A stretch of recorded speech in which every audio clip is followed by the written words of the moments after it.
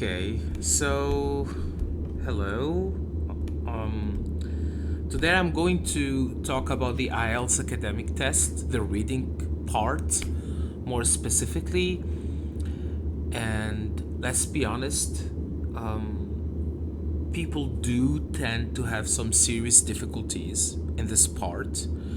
You need to know that in Turkey, especially, people tend to believe that they're going to score the lowest in the speaking part, the listening part, and they usually think that they're going to ace the reading and the writing part. But the statistics published every year by the British Council show us that it's totally the opposite. People tend to score the lowest in the writing, then in the reading, like a bit better in the reading, then better in the speaking, and they usually get the highest in the listening. And there can be like really big gaps between the way they score in the listening, what they score in the listening, and what they score in the writing. Like it could be, I don't know, like listening 7 and reading 5.5, band 5.5, and then like reading 6. I've seen a lot of these cases. The thing is, what you need to understand is that the reading part isn't just about English, okay? It's about thinking critically, okay? The way the information is presented to you is not always obvious. Like there are a lot of hidden clues, a lot of things that you need to extrapolate, that you need to figure out. So, it's academic and it truly deserves that name, let me put it this way. So, what I'm gonna try to do now is to give you the basic tools, let's say, some basic strategies to first try to survive it and then master it as much as possible, okay? So, I'm gonna try to break it down, make it clear. So, let's see. So let's start with talking about the foundations, okay? So, talking about the format. So, basically, what is the test about, okay? I mean, obviously, if you don't know what the test is about, if you don't know how it is, what it consists of, then obviously, if you don't know the rules, then you can't do anything properly, right? So you basically need to master three main skills called skimming, scanning, and paraphrasing. These aren't just concepts, okay? They are really the most essential, the most basic techniques, okay? And they will definitely save you time, and they will help you find answers and be sure of your answers, say more efficiently. So think of them as your main weapons in this test. Okay, so here, once we get down the fundamentals, we're going to look at the types of questions, okay? Like they all have their own, how can I say that? They all have their own quirks, their own traps, and a certain way to approach them, okay?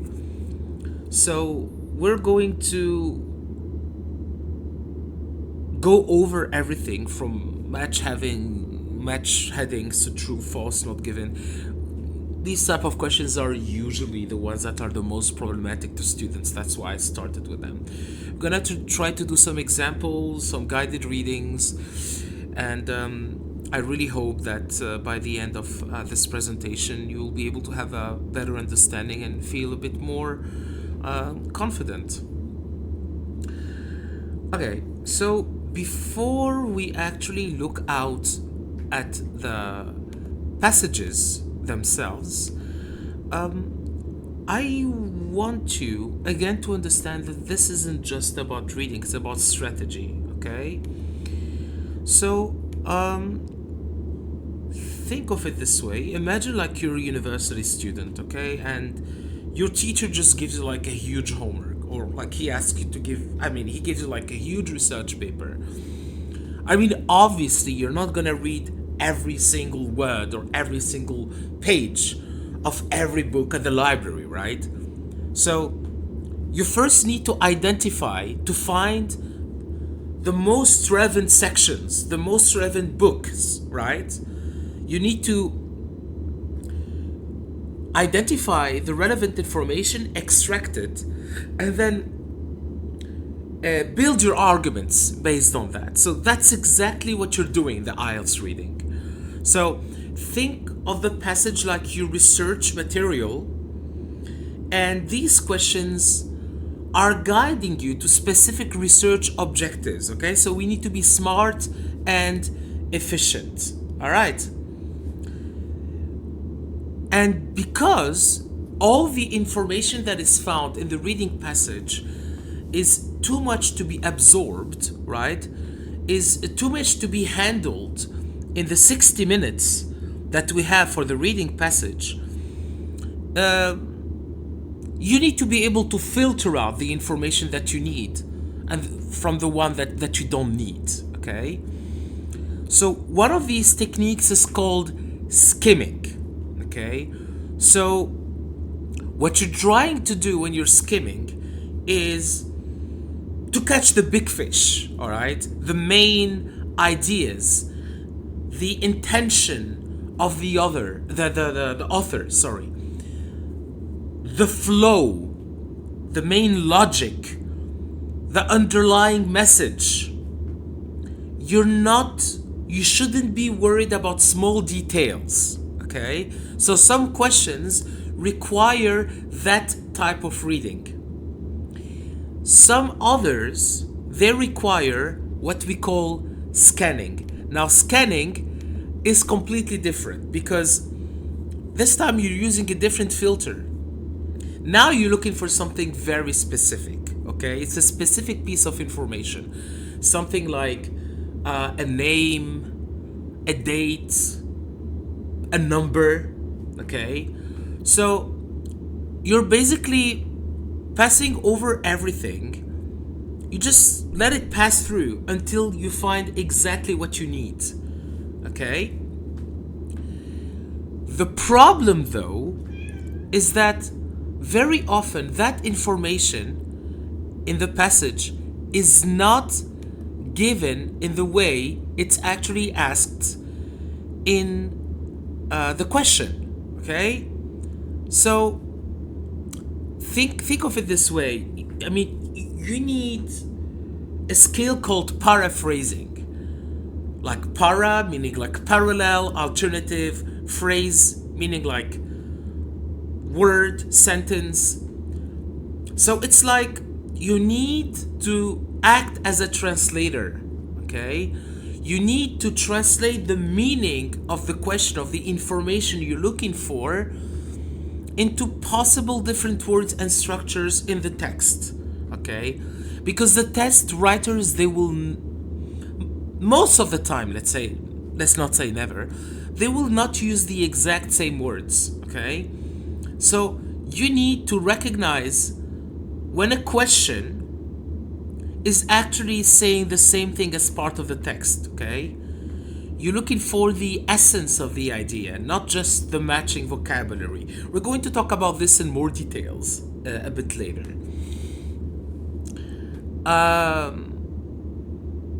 There is another variable that we need to think of.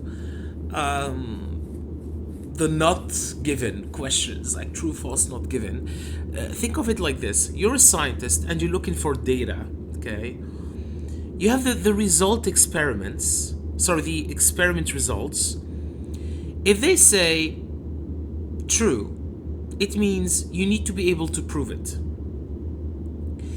If it says false, you also have clear data that shows that it's wrong. But if it's not given, it means that you just don't have anything to show that it's right or wrong, okay? You cannot come to a conclusion because information is missing, okay? So do not invent information. You need to stick to what the text is providing you. Okay, so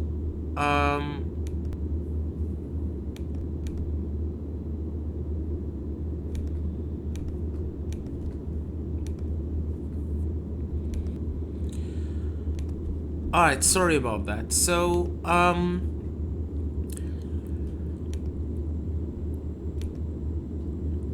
now that we talked about the fundamentals and the basics, of the test, let's talk a little bit about the format. So you're basically gonna get a full hour, like 60 minutes, but you need to know that there is a difference between the hour that you're getting, the time that you're getting in the listening part and the time that you're getting in the reading part. In the listening, at the end of the listening, you're getting 10 extra minutes to actually transfer your answers to the answer sheet. Okay? And so you can check your answers as you go. However, in the reading part, that's not how it works. The time to transfer your answers is included already in these 60 minutes. So I wouldn't advise you to skip questions, to think, I'll just transfer them later. You actually need to transfer your answers as you go. All right. Because otherwise there is a risk that you will not be able to, let's say, transfer your answers on time, even though you know the answers, okay? Like really, mastering your time is of essence here, especially when you take into account the fact that every passage is more difficult than the previous one. So the first passage is usually the easiest one, which means that the second one is also going to be easier than the third one, which means that the third one is going to be the most difficult. Which also means that you shouldn't think of it like, okay, I'm 20 minutes into the first task, so 20 minutes will be enough for me in the second and third, the 20 minutes will also be enough for me for the third test. No, that's not how it's gonna happen. All right, you need to allocate less time for the first test because the second test is going to be more difficult, which also means that you need to spare less time for the second because the third is going to be more difficult. All right, we'll come back to that in more details later on. Now we're going to get back to fundamental skills, but we're going to dive into them. We're going to talk about them more in details, how to actually apply these techniques. So what is skimming? As we talked about earlier, it's about grasping the gist, like gist meaning the main information, okay? So you're not reading every word, okay? You don't have the time to do that. You're just reading in the form of a Z, okay? You're just glancing over the text to get the general idea of what it's about, so the topic. What's the purpose? So what is it trying to do here? Is it trying to explain us something, to prove us something, to contradict something, to analyze something, to criticize something, okay? And what is the main idea, okay? What is the core message, okay? Without getting stuck on every detail or every unfamiliar word, okay? This is something very important. I know a lot of students, like the moment they see a word that they don't know, they just get stuck. Do not do that, okay? Like, the initial pass should take you maybe 3-4 minutes per passage, maybe a little bit longer in the next ones. Here, your goal is speed and the general understanding, okay? Don't stop to just look up words. Just keep moving. So, at the end of this, you should be able to have a general mind map, mental map, Okay? Why is this important? Because even later, when they ask you for a specific piece of information, instead of looking for it in the whole passage, you will know in which part, in which paragraph, this information is going to most likely be. Okay, which will save you a lot of time and a lot of stress. All right. Now, let's look at skimming step by step. So, how can we skim effectively? First thing first, I know a lot of people skim that, and this is absolutely the wrong thing to do. Please look at the title and the subheadings. You know why?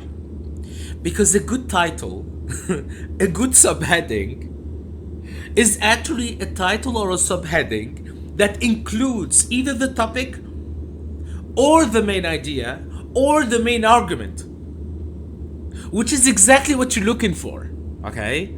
So it's already like sort of framing that paragraph. Okay? Then read the first sentence of each paragraph. Then let your eyes float in between.